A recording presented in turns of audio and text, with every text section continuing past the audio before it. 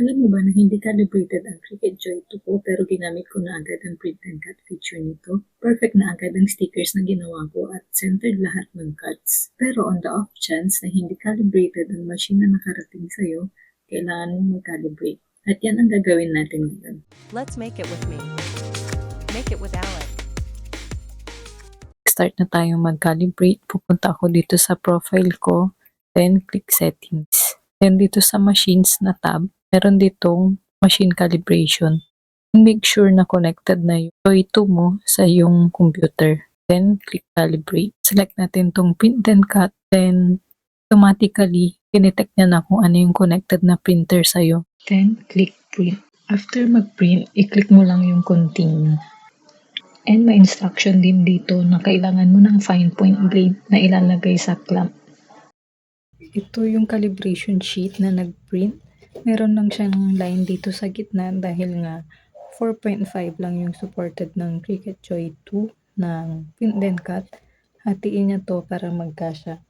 Kunin ko lang yung paper trimmer ko at hatiin ko lang to sa gitna. Yung Explorer 5 naman, ganito din yung itsura ng calibration sheet niya. Very different siya doon sa mga older versions like Explorer 4 and yung mga Acre. Yung mga machine na ni-release this year, ganito ang calibration sheet niya. Pero kung yung mga models na ni-release before 2026, iba yung itsura nun. Meron siyang mga horizontal and vertical lines na hahanapin mo kung saan nag-cut yung machine exactly center ng line kapag nagka-calibrate ka. Kung gusto mo mapanood kung paano mag-calibrate ng Explore, makikita nyo dyan sa card sa taas kung paano yun gawin. Ito, nahati ko na yung calibration sheet. Ilalagay ko lang siya sa light grip mat.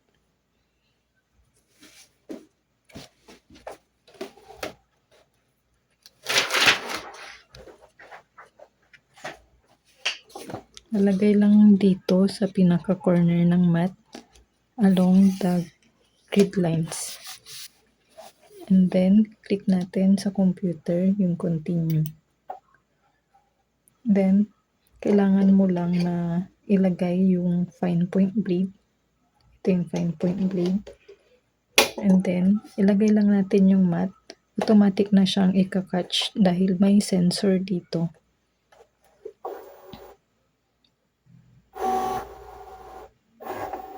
And automatic na nang i-scan yung calibration sheet. Mabilis lang to compared sa mga Explore dahil maliit lang yung calibration niya.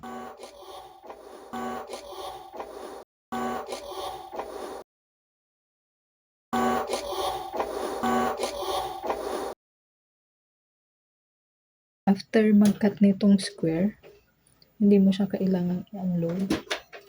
Tatanggalin lang natin itong square sa gitna.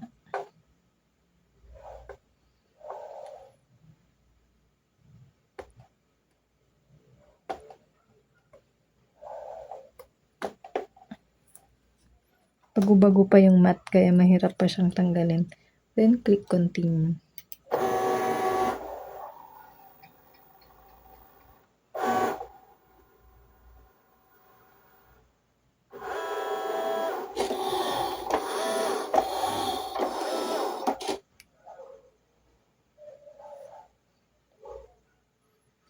Okay, then after that, click unload mo na siya.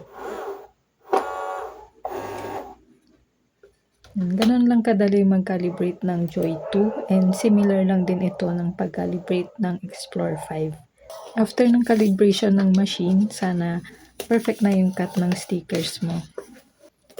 Thank you for watching. Kung gusto mo nang gumawa ng stickers, meron akong complete guide kung paano gumawa ng stickers gamit ang Joy 2. Don't forget to subscribe and see you on my next video.